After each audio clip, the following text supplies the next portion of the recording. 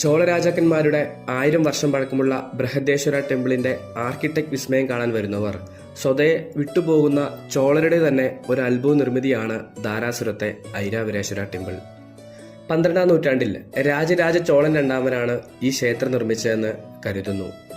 തഞ്ചാവൂരിലേതുപോലെയോ ഗംഗൈക്കൊണ്ട ചോളപുരത്തിന് സമാനമോ ആയ വലിപ്പൻ ടെമ്പിളിന് അവകാശപ്പെടാനില്ലെങ്കിലും ശില്പകലയുടെ കാര്യത്തിൽ ഒരു അമൂല്യനിധിയാണ് ഈ ക്ഷേത്രം. ക്ഷേത്ര കവാടത്തിൽ തന്നെ സ്ഥാപിച്ചിട്ടുള്ള ബലിപീഠത്തിലെ സപ്തസ്വരങ്ങൾ പുറപ്പെടുവിക്കുന്ന ഈ പടിക്കെട്ട് തന്നെ അതിന് വലിയ ഉദാഹരണമാണ്. ക്ഷേത്രത്തിനകത്തേക്ക് കയറി ചെല്ലുമ്പോൾ നമ്മളെ വിസ്മയിപ്പിക്കുന്ന ഇത്തരത്തിലുള്ള 1000 ശില്പങ്ങൾ നമുക്ക് കാണാൻ കഴിയും.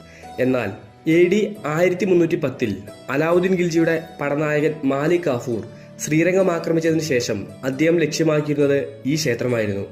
അന്ന് നടന്ന ആക്രമണത്തിൽ ഈ ക്ഷേത്രത്തിന് സാരമായ കേടുപാടുകൾ സംഭവിച്ചു.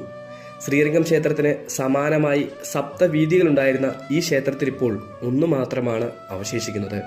അത്രമാത്രം നാശനഷ്ടം വരുത്താൻ മാലിക് കാഫൂറിന് കഴിഞ്ഞിരുന്നു എന്നതും ചരിത്രമാണ്. എന്തായാലും ഇന്നീ ക്ഷേത്രം യുനെസ്കോയുടെ ലോക പൈതൃക പട്ടികയിൽ ഇടം നേടിയിരിക്കുന്നു. അതുകൊണ്ട് തന്നെ തഞ്ചാവൂരിലെ അത്ഭുതം കാണാൻ വരുന്നവർ നിർബന്ധമായും കണ്ടിരിക്കേണ്ട ശില്പവിസ്മയമാണ് ഐരാവരേശ്വര ടെമ്പിൾ.